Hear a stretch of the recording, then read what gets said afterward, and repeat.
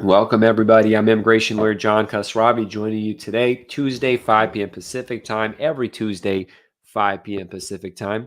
We're going to take your questions, 8 p.m. Eastern, and about U.S. immigration law live on YouTube and Facebook, LinkedIn, and Twitter, X, actually, Instagram, and TikTok. And so we take your questions there. Best place to try to get your questions answers, all general education stuff, not individual legal guidance, is if you go to the YouTube page, because in the question there, JQK Law or U.S. Immigration Talk. That'll get you to us the best way, most likely for me to be able to read it. But hey, give it a shot. Thank you for joining in the team and to ask questions. Again, we're live on all these different platforms. And it looks like my screen got better quality, so it works very well. So what's going on in the U.S. immigration system? A lot of chaos as always. Let's take a question. After I-485 approval, how long does it take to send you a green card? Typically, after it's approved, like really 1 to 2 weeks. Having said that, like 5% of the time, it gets lost in the mail. And so then that's really horrible that happens, especially if you move addresses that could pop up.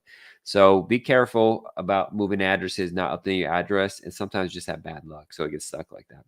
Boston asks, can I file concurrently for VAWA anytime I want? I don't do VAWA cases at our office, so I don't want to comment on VAWA, what you can and can't do. Speedy says, how can I go about changing my status from a visa to a student visa in the U.S., and how long should I wait before starting the process? Well, that's a big question, important question. You got to file to change student visa, so you got to get accepted to a school, get an I-20 issued, do all the paperwork the school needs, and then submit a change of status form, I-539, from your existing status, which you have to maintain as to be a valid status, a non-visa waiver status, and change over to student visa for F1 from there. They have premium processing for now, which is helpful. The problem with these is the timing of everything you do becomes important because the way they design the change of status system to a student visa is so unnecessarily complex.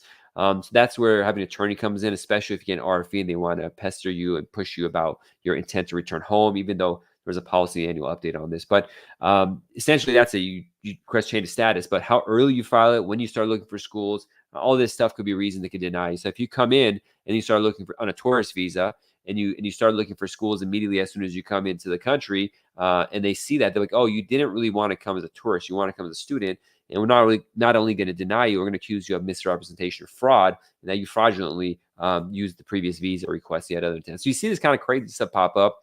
So that's why you got to be very cautious on this kind of process. You don't want to get hit really hard with it. We do these cases, schedule a consultation, go to jqklaw.com/contact. There are fees, but email us there. We'll give you a range of what the different attorneys do. It's jqklaw.com/contact. But thank you for the question, Speedy. It's an important one. All right, we got some questions I missed over here.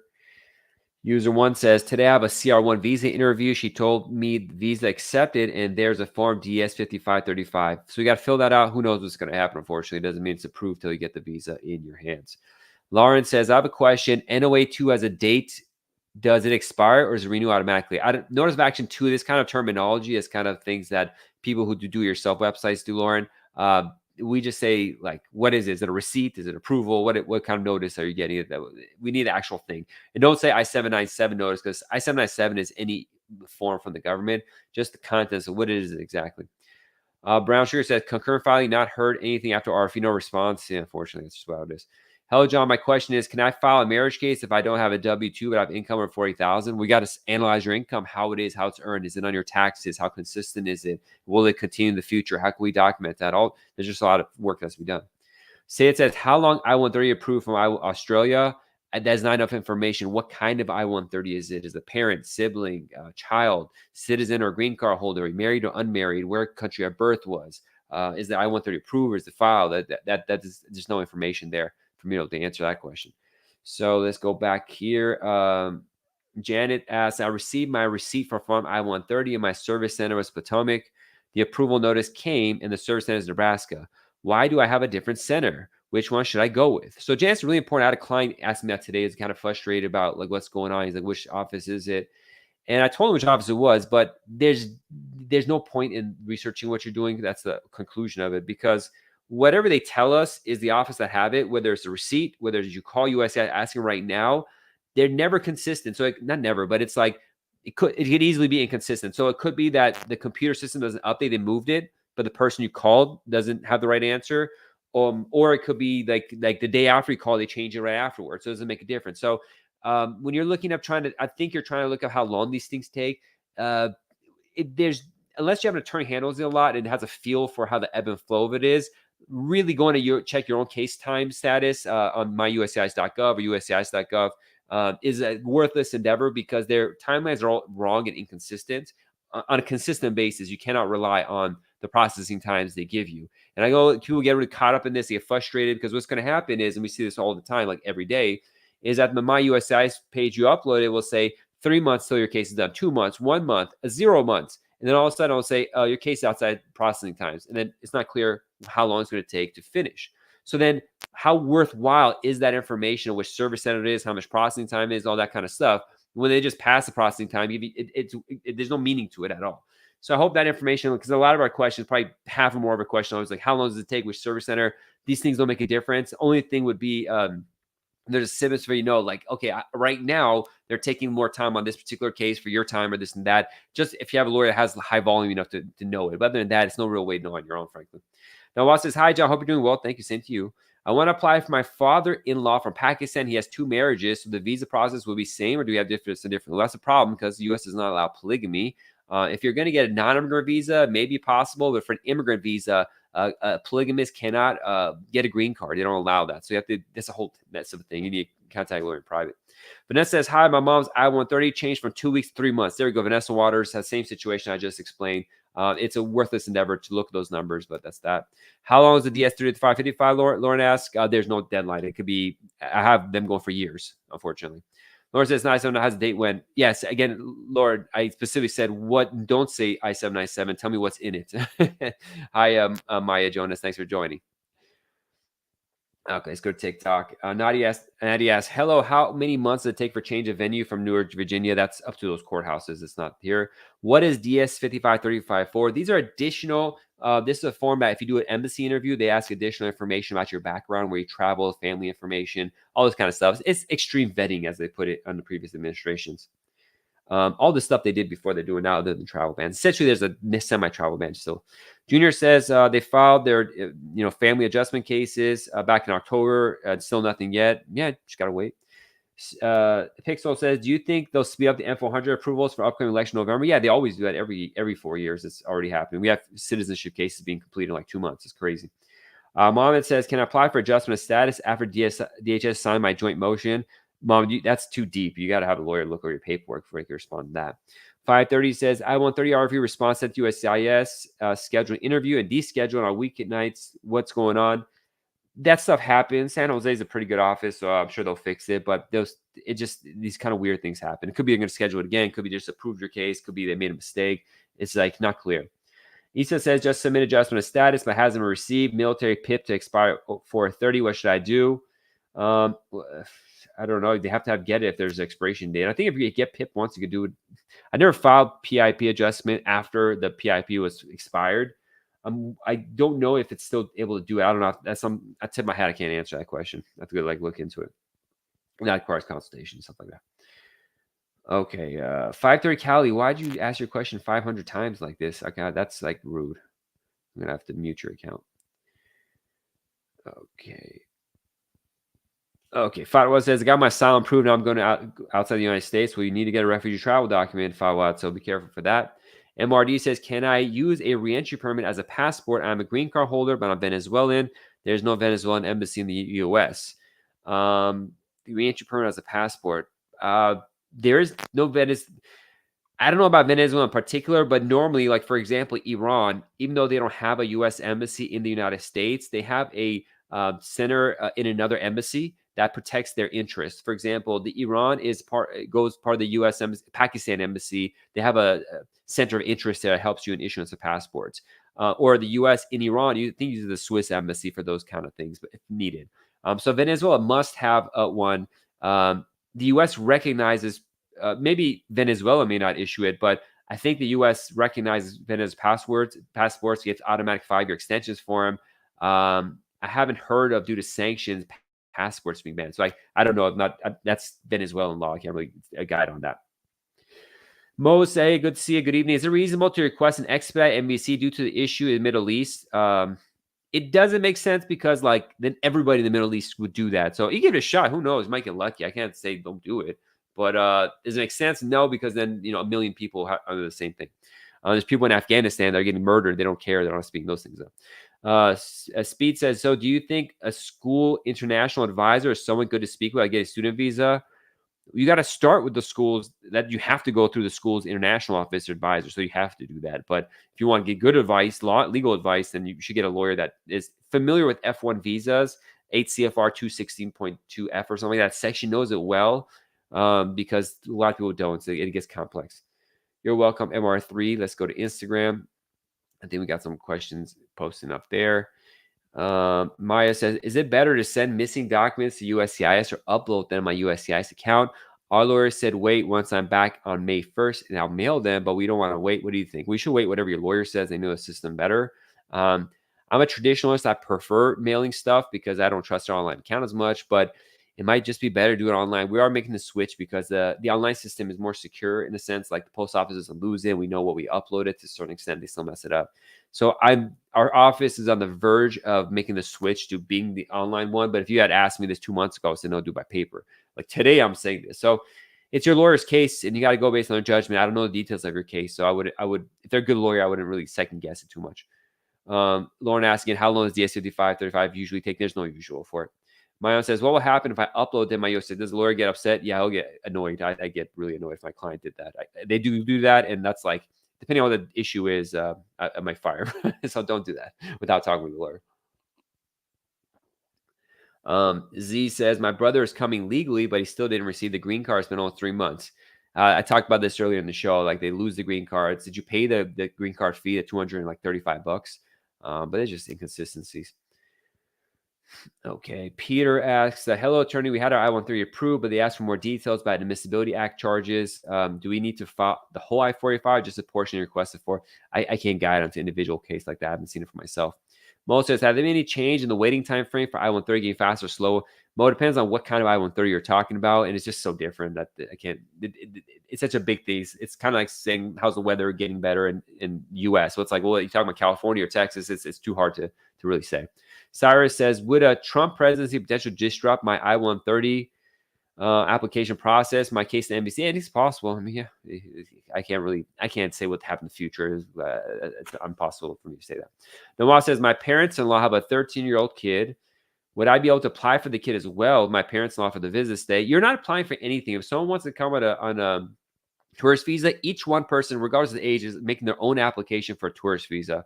And that's that. Vanessa says, can you apply for EB2 if you're in asylum status?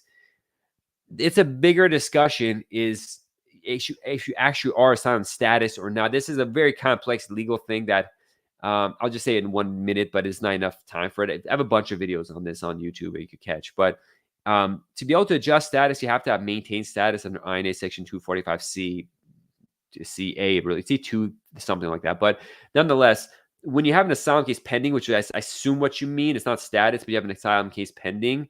Is that status or not to allow you to file for a green card for adjustment of status? Not an EB2 per se, I-140, but the adjustment of status portion. Again, go into too much technical stuff. It's going to confuse people. I don't really want to do that in this form. But most USCIS offices will deny the case in that circumstances. A couple will not. And it's a big issue that's happening. It's one of the things I wish there'd be lawsuits on and the government would clarify because it throws people off. But it's just too technical of an issue to get to here. But schedule a consultation attorney. Niar says, is there any way to get an accurate estimate as to how long FTBs will take? Nope, not at all, unfortunately. I know it's really messed up your personal life. It's a tragedy. And I mean that seriously. What will happen if okay, blah, blah, blah. Thank you for your answer. You're welcome. Lauren says, the approval says February 13, June 12. I think you're talking about a fiance visa. If it goes over, the embassy can take it over, extend it. But I need to see documents for myself before I could answer. Dayat says, how long wait to time for travel documents? It's all over the place. Sophie says, my sister-in-law came from Panama requesting asylum. She's currently in New York and was getting a work permit. What's the probability a judge grants? I don't know anything about your sister-in-law to be able to judge what some judge is going to say. I don't know anything about you. Yeah, you can't ask these kind of questions from me. I just don't know. All right. So is it wise to do immigration medical for adjustment before it's requested? Yeah, why not? What's a boilerplate RFE? So This is an important question. What is boilerplate RFE? You lawyers talk about this. Essentially, there's these templates that USCIS has as to why they're going to deny a case or as to what reasons they have to like have problems with the case and send a request for evidence, also known as an RFE. So what they do is they get this template of it and then they just like choose the parts that they want and they delete the other parts. But some officers, essentially most officers, don't take the time to further specify what they're talking about. So sometimes we get these boilerplate RFEs that like there's no thought or time into it to explain what the problem is. And so we have no idea what their actual issue is, or it like they ask for stuff they don't need, or they forget to delete some portions of it. So they'll ask for all this stuff as legitimate. Then there'll be this random thing like the person is like from like Canada, and then there'll be a part that says we need your military record from the Soviet Union or something. You're like, well, it doesn't make any sense. That one is not the best example, frankly, but it just gets more and more complex like that. But that's just things we deal with as immigration lawyers to be able to judge these and stuff. But it's very frustrating because a client will contact us and say, hey, didn't we send this? Why are they asking for this? We gave them the I-94. We gave them this. It's because they don't take the time to like clean up what they're asking, and they're just going through volume, and this kind of stuff happens. It's an important question, though, because a lot of people who even don't have lawyers get these, and they get really scared. They're like, why are they sending this to me? So, Chirpsy, I really appreciate that question. If I could give you a +1 on that, I'd do it. Hamid says, I have my oath ceremony counsel. Is that normal? Canceled? Yeah, they do have. I don't know. It depends on your background. It could be because they were too full. It could be because you have real big issues given your case. So it's not about normal or not. It's like what's going on with your case. That's like the people got to think about. Like, don't come. Every immigration case is different. So there's no comparing of how long someone else's took. How if yours got approved, they'll get approved. Theirs got approved. You could have twins that have everything the same, and one gets denied once you approve. It's like so random. You really got to look at your individual case. There's no real way around that. And that's what it is. Peter says, thank you for reading my text. Can you please provide details for your consultation? Yeah, just I can't remember what your text is, Peter, but if it's a case type we handle, we can schedule time. Email the office. Unfortunately, I don't remember what your reference was. Usually I send a link to our calendar. If I didn't, I apologize. Just reply and I'll send you a link to one of our attorneys. Good night, Attorney Castrovi, 29 Super C. Hope you staff doing well. God bless. God bless you too, 29 Super C. Good to see you again. One of our regulars. Can VAWA be expedited? Depends on what part of the VAWA it is, what kind of VAWA case it is, and like where it is in time and all that kind of stuff. Mayo says, my second question is it possible to get a green card in 3.5 months? Yeah, I've got it in 2 weeks. A woman shared her story. Her husband filed I-130. Yeah, I recently got one. It was a child of U.S. citizen, but it's really the same. Like, if the government wants, they could approve this stuff. And like, honestly, it's not that complicated for an attorney to go through. I'm not an attorney. USCIS to go over a well-prepared case and probably get it done within a day or two. But they have a lot of cases. There's just a whole mess in the system, badly organized, all this kind of stuff. So so if people tell you, oh, my friend got their case approved in like a day, I don't disbelieve it. It doesn't typically happen, but I don't think I've had it happen in my case before. So I've had cases be approved in a week. It's amazing, but it's not consistent. Sometimes it takes 2 years when it should take 2 months. Dia says, I filled for my daughter July 27th for India. I can't go to timelines and analyze that. But I said, I'm from Soviet Union, Tajikistan. Good to meet you. Salam khuba simaya jan. I think Tajikistan speak Farsi as well. Okay, or Tajik is like Farsi, something like that. But good to meet you. Lauren says, is the K1 visa so it'll be extended? It's up to the discretion of the embassy officer whether they'll extend your K1 visa if the receipt. But having said that, I don't see a reason why they wouldn't. I've never seen it not be extended.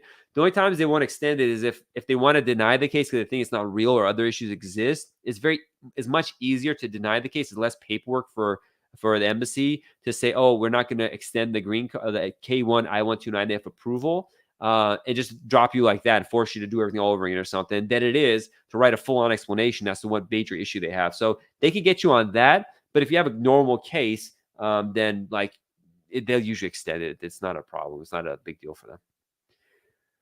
All right, let's go back to TikTok. Let's see. We got so many questions, so many repeat questions. Karan says, how long will it take? I don't have answers for how long. What are the options for Australians to obtain a green card? Well, Australians, if you have a degree and you get a job here, you can start with an E3 visa. So that's cool. And you can also start a business, invest and start a small business or buy a small business, E2 visa. Those are long-term, but it'll keep you here. Then once you're here, usually people get married. That happens a lot. Or they get hired by a company. I'll do the green card paperwork for them. Those are pretty much how it usually would work. Australians usually just get married. Pink is it wise? We answer that question. Just me. DIO shift. What does administrative processing mean after a petitioner requests to reinstate withdrawal of I-864? Reinstate withdrawal A64. I'm not sure. I've never had to do that before. But generally, administrative processing is when the embassy just needs to think about your case more and you're stuck in this like bureaucratic black hole. Nana says, is it better for a citizen to file for a stepchild or better for her dad who has a green card to file for her? This is a really good question, Nana, because I've seen people's lives be destroyed for this reason. I can't say how it destroys them, but it's really hit hard. So let's say there's a woman who has like a 15-year-old son and marries a U.S. citizen. Once they marry, the U.S. citizen guy, gets a green card for the wife, and she gets a green card. Now, to get that green card, it's going to take either 3 months to 2 years in that process. And once the woman gets a green card, she could turn around and apply for her son, which is going to take much more years, and then it might take 7-10 years. By that point, the son is over 21, and they're going to age out. So I've had this scenario. It's making me want to cry out, destroy years of their lives waiting for this. If they had known this and what the question you asked, why it's so important, and I really appreciate it, and on my team, I hope they make a clip on this if they're watching. If you're a couple and your marriage is before the child reaches the age of 18, the U.S. citizen or even green card holder, stepfather or stepmother, whichever, can petition for the child. And you definitely want to do that because it is much, much faster. And because then waiting for a round. And just know that that's a possibility. There's a stepchild petition for the I-130. Just knowing that's a possibility that a step-parent can do that, I guess, is a game changer. We have a recent client who didn't want to do that because the stepchildren needed to be at school, and then they changed their mind. And it's already too late because we already got too deep into the case, and it was too late for that. By the time they did it, was would it make a difference if they did it? But just going into it, if the child's under 18, get it started as soon as possible, because who knows with these timelines, especially depending on what country you're from. Francis says, I'm filling out I-864 for my mother, but I'm short 5,000 to support her. That's a whole thing. I can't get it to affidavit support, but it's like a whole thing. Good luck. You have a lot of assets. Assets probably won't work if your spouse abroad. You need to find a joint sponsor, most likely. I'm trying to self-schedule a visa appointment in Malaysia for over 3 months and get no appointments. If I change the embassy, would it be delayed for a long time? Not necessarily. You got to do the same thing. Keep looking for appointment times and see which one opens. Lauren says, so my fiance should be here before June, hopefully. No, just up to whenever they have an embassy interview and when that's approved. There's no specific timeline. It could be faster than that. It could be slower. It's just really up to the government and how slow they want to be. So Nawaz says, my mom is a permanent resident since 2010. She doesn't speak English and she has disabilities. It's worth get her citizenship as far as benefits. Thanks again. I can't make the judgment. It's worth for you and how bad the situation is. Maybe waive the English requirement. That's something you have to schedule a consultation to analyze that individual situation. Sangita says, how long does it get approved I-2 for? 3 months, 2 years, anywhere in between. It could be more. MBC, 16 months marriage based, no update yet what to do. Maybe sue them or something. Does the permanent bar affect the U visa process? U visa has some hardcore waivers, so I think this makes it okay, but I'm not sure. I don't do U's in my office. Carbreed says, who to reach out to in case of administrative processing, a lawyer that could sue them. Dr. Pepper says, you got to first see if it's a valid reason for administrative processing, but if it's just delayed for delay's sake, then sue. I'm from Phoenix, and I sent my forms to the wrong P.O. box. It's probably going to get returned to you, I guess. I don't know what's going to happen. Guessing it's the right place. Evelyn says, I got proof for all, but online it says EAD was mailed. I don't know. They mean I haven't updated that. I don't know your case. Alfie says, my I-2 for expedite is denied. What should I do? I don't know. Wait, try again. I don't know. Pink is, I don't know your case enough to say add anything extra to that. Okay, let's go back. You're welcome, Nawaz. Francis said, hello, I'm filling up the I-864 to support my mother on 5,000 short. Can savings account be used as asset? It can, but you need to show on average $25,000 every month for 12 months. The problem is you're probably dealing with the U.S. Embassy, and they're not too keen on using assets. So it could work, it could not work. Just got to see what happens. And then if it doesn't work, figure out the thing. John says, can I adjust status if I arrived on a tourist visa after 90 days since my dates for filing is current? I can't tell you individually whether you can file. Generally, a person can, but I can't provide individual guidance because I don't know the rest of your case. But is it possible for someone who arrived on a tourist visa to do adjustment of status? 3 months passed and the case is current. There was no immigrant intent or fraud or something like that. Yeah, but I don't know all the facts of your case, so I can't individually advise or disadvise that. All right, we're getting close to the end of the show. Let me get some Instagram, then we'll wrap it up. Let's see. Okay, Instagram. I'm hope here is soon. Yeah, I hope so too, Lauren. I wish the best. It's quite crazy when your loved one can't come.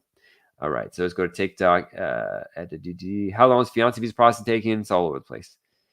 Can a citizen sibling file I-130, I-485 for sibling on DACA?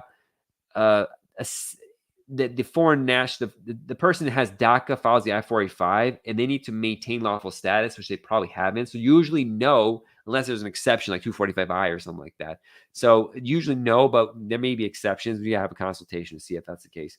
Demi says, hey, sir, my relative didn't stay in the U.S. for 19 years, now living in Canada. He has an expired PR card. He's a Canadian citizen. What can he do to retain abandoned? I mean, you file an I-90, they may not give it to him because they'll say abandoned it, but it's not clear. I mean, you probably lost it. It's hard to get back. Oh my God, does it make sense? Because if you restart I-130, it's about 15 months to get approval. But why? I think so. Yeah. So what we usually do, depending on the case type, like if it's a U.S. citizen who mismarked the I-130 form and has to do an I-824 now, we just do both an I-824 and a new I-130 for them to just fix that up because it's not clear which one's going to get approved for us. It's kind of ridiculous.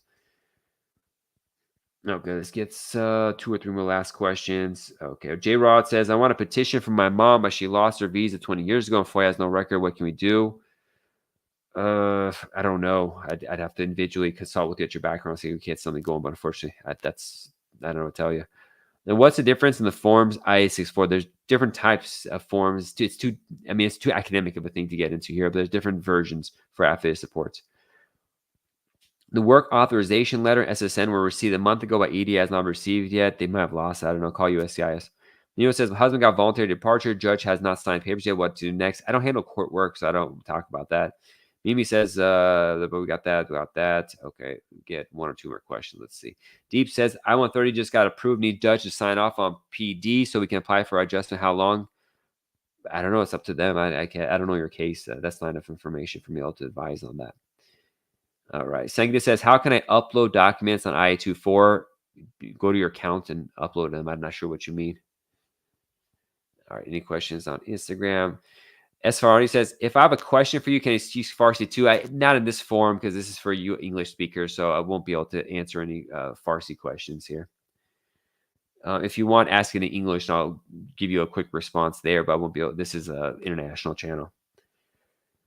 All right. And we only got a minute or two, so please be fast because we're going to have to close the show up really quick. All right. So Mom says, Salam John, salam to you too. Francis says, I'm filing the I-6 form for my mother, and I will include my wife as a sponsor. She's making 6 figures, but our worries that my mother might not get a Medicaid due to our joint income. So first of all, your wife will need to file an I-6 for A as a household member and do that. So that's that. With regard to Medicaid, if you file the paperwork correctly and honestly, yeah, she's not going to get it. But frankly speaking, almost no one fills it out correctly in this format. But yeah, legally, yeah, that's going to be a problem. It doesn't have to do with your I-6. Yeah, it does get I-64. So if they're going to, the thing is, it doesn't matter if your wife does or not, because for your family income will be needed as part of this anyway. So it's going to hit you either way, but it's a longer conversation. It's hard to have here.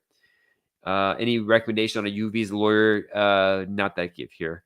Demi says, follow-up question, can he apply again for immigrant visa and what affect previous cases? I don't know. I can't advise that kind of thing. Saying says, there's no option to upload documents on online account. Usually there is, so I'm not sure which online account you're looking into, but the new USCIS stuff at myusis.gov usually have it. I haven't dealt with the I-24 on there, but for I-130s, for example, there is. And last question, SM asks, my sister is in Mexico. She's 25 years old, has a son too, doesn't talk to my father. Can I help them? It depends. You have to have the same parentage and documentation of that, and it's going to take forever. It's going to take like 15 years for them to, like, Mexico is probably even more because Mexico has a bigger backlog. So in the short term, it's going to be hard.